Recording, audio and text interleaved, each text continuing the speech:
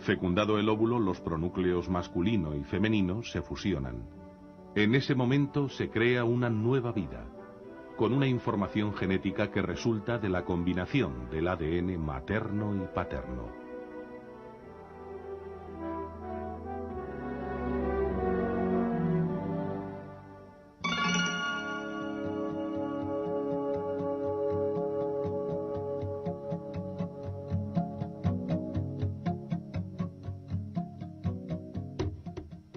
Desde el momento de la fecundación, la madre es portadora de un nuevo ser, con una carga genética nueva y completa. Entre esa información genética está el sexo del nuevo individuo. El cigoto así formado se divide y se inicia la segmentación del mismo, multiplicándose el número de células.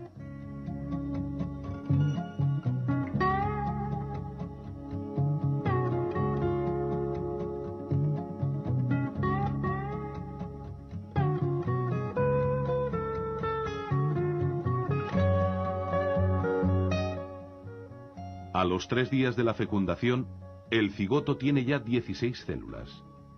Al llegar a la cavidad uterina, las del interior se agrupan. Ellas generarán el embrión. De las células exteriores derivará la placenta. El cigoto pasa entonces a llamarse blastocisto. El útero de la madre espera la llegada del blastocisto en las condiciones adecuadas para su anidación. Tras 5 días, llega al útero donde anida. En ese momento, de una única célula han nacido 200.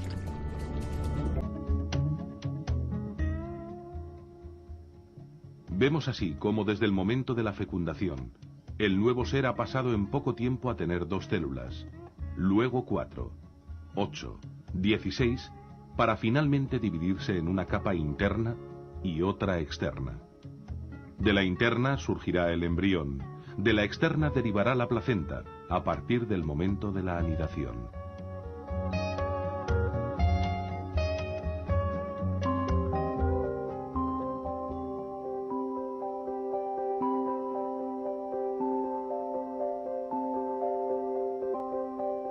Tras anidar, el blastocisto continúa su desarrollo en el endometrio materno.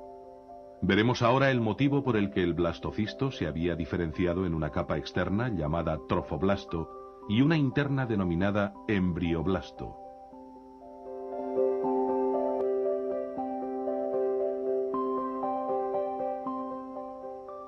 El trofoblasto prolifera, introduciéndose cada vez más en los tejidos de la madre. En la segunda semana el trofoblasto se diferencia en una capa interna llamada citotrofoblasto y otra externa, sincitiotrofoblasto. Mientras tanto, el embrioblasto se divide en 2 capas, el hipoblasto y el epiblasto, que componen el disco germinativo bilaminar.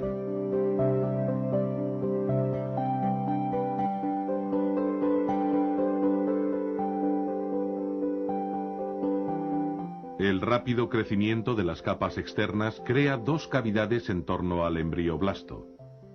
Estas cavidades van a rodear y proteger desde ahora hasta el momento del parto al nuevo ser, que se encuentra rodeado por el líquido amniótico contenido en su cavidad.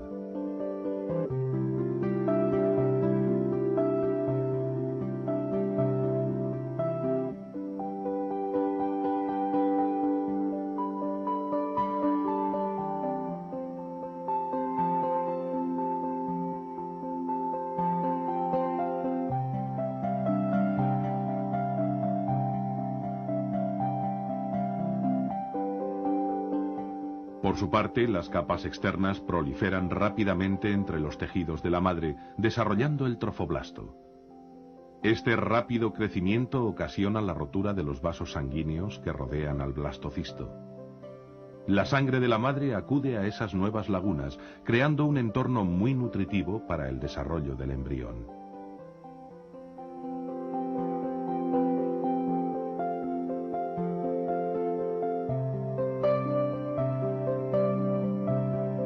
El crecimiento del disco germinativo es lento en comparación con el del trofoblasto.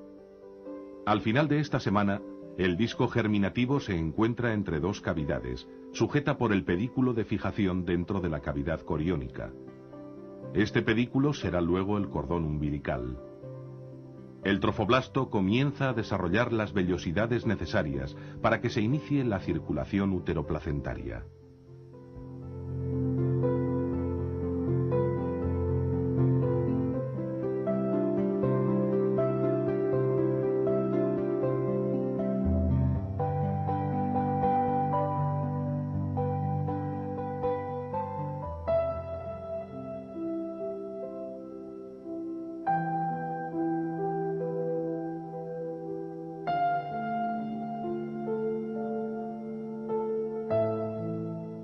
El fenómeno más característico que se produce durante la tercera semana es la gastrulación, proceso mediante el cual se establecen las tres capas germinativas en el embrión.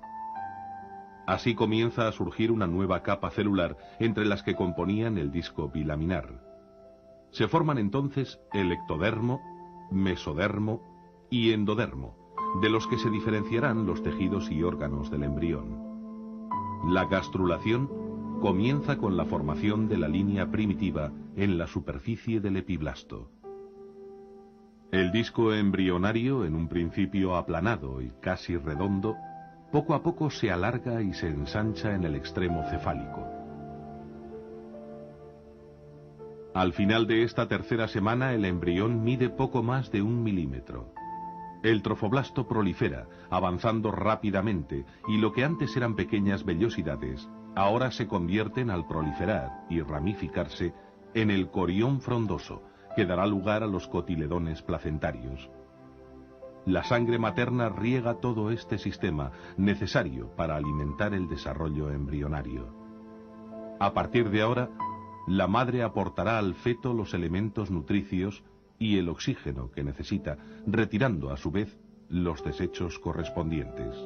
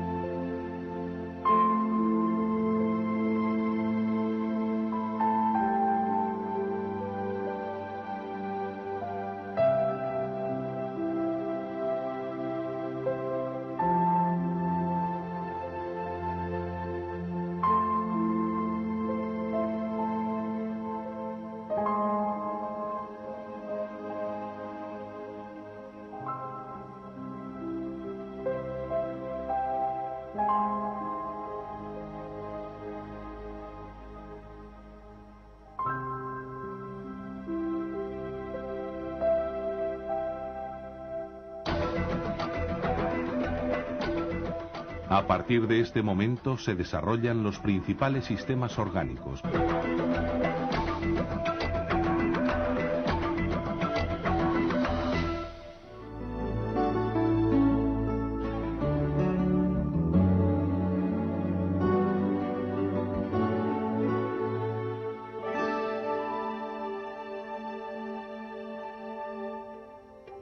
Desde el momento de la fecundación se han sucedido una serie de acontecimientos que desembocan al final de la tercera semana en el desarrollo del disco germinativo trilaminar. Ese disco, como habíamos visto, consta de 3 capas de las que ahora derivarán todos los tejidos y órganos específicos. A esta etapa, que ahora comienza, se le denomina periodo embrionario. Le seguirá luego el periodo fetal. Al final de esta última etapa, el feto estará listo para salir del claustro materno.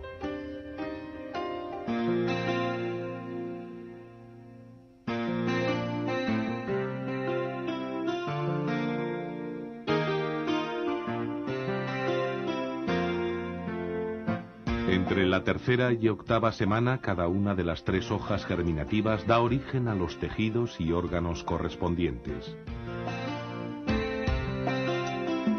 Primero, el disco embrionario crece y se alarga, a la vez que aumenta su grosor.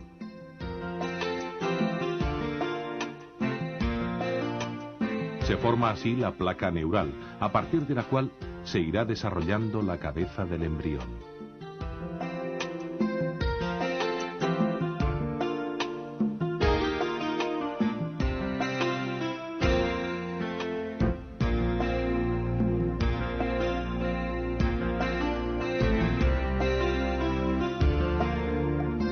Luego los bordes de la placa se elevan y se acercan, para fusionarse más tarde a la altura del futuro cuello y formar el tubo neural.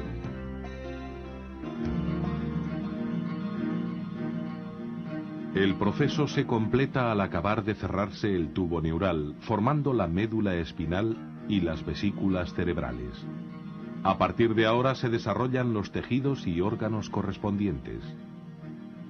Al crecer rápidamente el sistema nervioso, el embrión se pliega, lo que comienza a dar la forma redondeada del cuerpo. Este fenómeno rodea a la capa interna, el endodermo, en la que se genera todo el tracto gastrointestinal, el aparato respiratorio y urogenital, el hígado y el páncreas, además de otros tejidos y órganos. Esta etapa es fundamental para el desarrollo correcto del embrión y al mismo tiempo la más sensible a la producción de defectos estructurales. Como consecuencia de la formación de órganos al final de la 8ª semana, han aparecido ya los principales rasgos del cuerpo humano.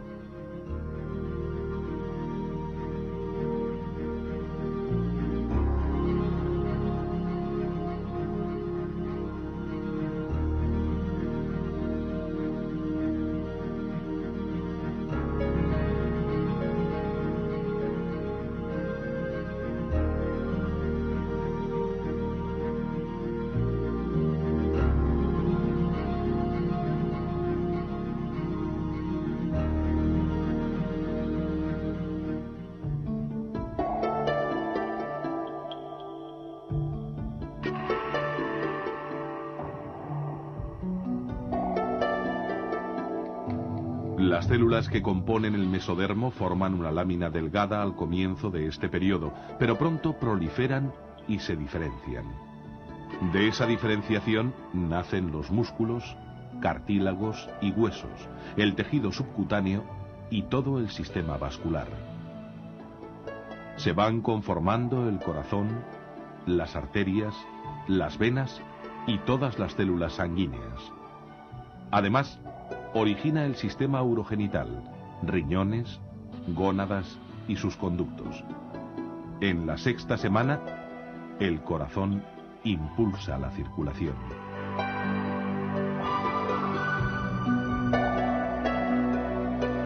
Se acelera el crecimiento del embrión. Entre las semanas 7ª y 8ª, alcanza los 25 milímetros de longitud.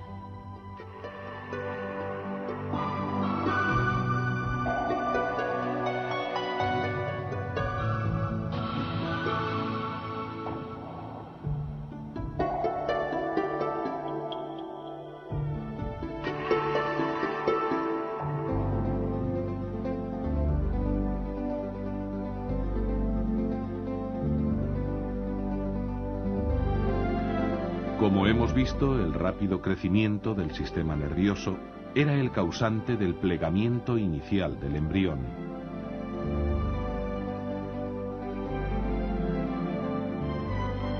Los derivados del ectodermo son los órganos y estructuras que mantendrán el contacto con el mundo exterior. El sistema nervioso central, el periférico, la piel, el pelo, las uñas y los órganos sensoriales, oído, nariz y ojos. El día 30 se pueden diferenciar ya las piernas y los brazos. La cara comienza a formarse. El día 38 surgen los dedos de las manos y de los pies. Al final de la 7ª semana de desarrollo, el embrión tiene ya conformada su estructura y aparecen los primeros reflejos a estímulos del exterior.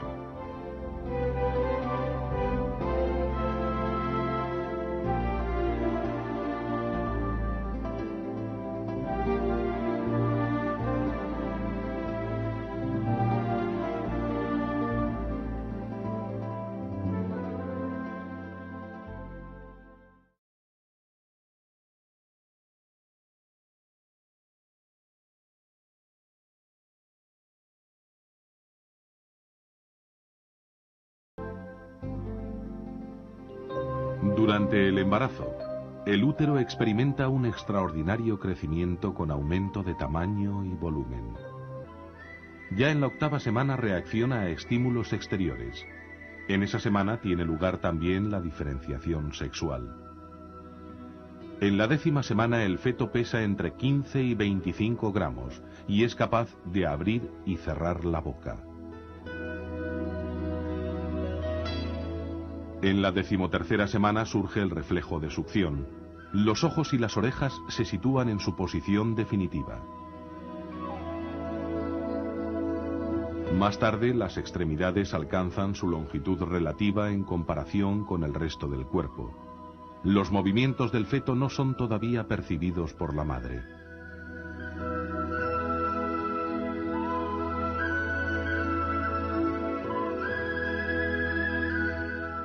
En la 16ª semana el corazón ocupa su lugar definitivo.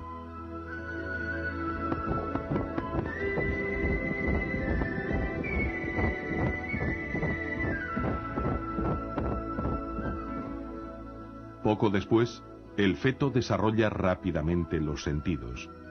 Pesa ya unos 450 gramos y sus movimientos pueden ser percibidos claramente por la madre. A partir de entonces, el feto se limita a crecer y prepararse para su salida al exterior. El contorno corporal se redondea debido al depósito de grasa subcutánea que va a proteger al recién nacido. Con 28 semanas de edad, el feto podría sobrevivir fuera de la madre.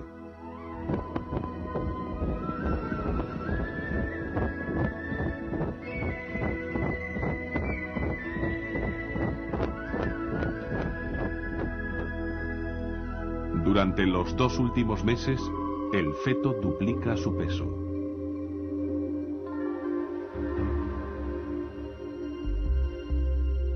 Cuando se cumplan 280 días desde la última regla, la gestación se habrá completado y llegará el momento del parto.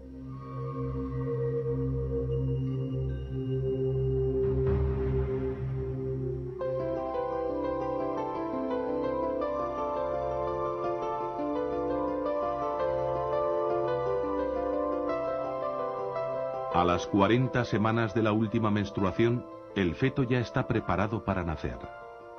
Se distinguen en el parto los periodos de dilatación, expulsión y alumbramiento.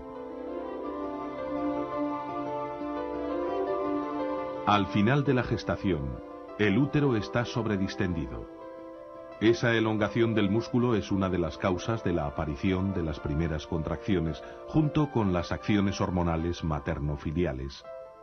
Esas contracciones provocan la dilatación del cuello uterino.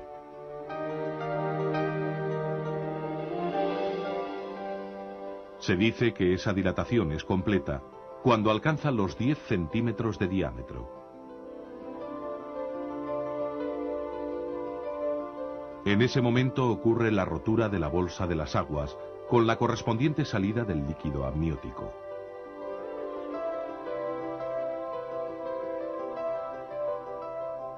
Producida la rotura de la bolsa de las aguas, las contracciones cesan por un momento hasta que el útero se adapta a la nueva situación.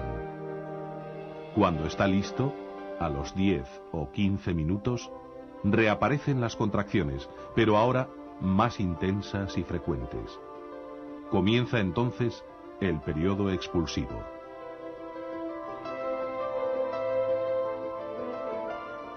En este momento, la madre, a la vez que siente las contracciones, siente también la necesidad de empujar con la pared abdominal. Esos pujos son cada vez más frecuentes y de mayor duración, conforme el feto va progresando a través del canal del parto.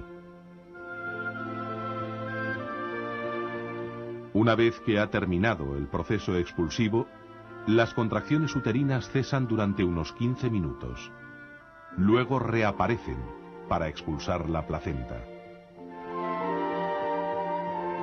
Han pasado 9 meses desde el momento de la unión de 2 células, la materna y la paterna, el óvulo y el espermatozoide. Durante ese tiempo, se han ido sucediendo con increíble precisión una serie de complejas transformaciones que culminan con el parto.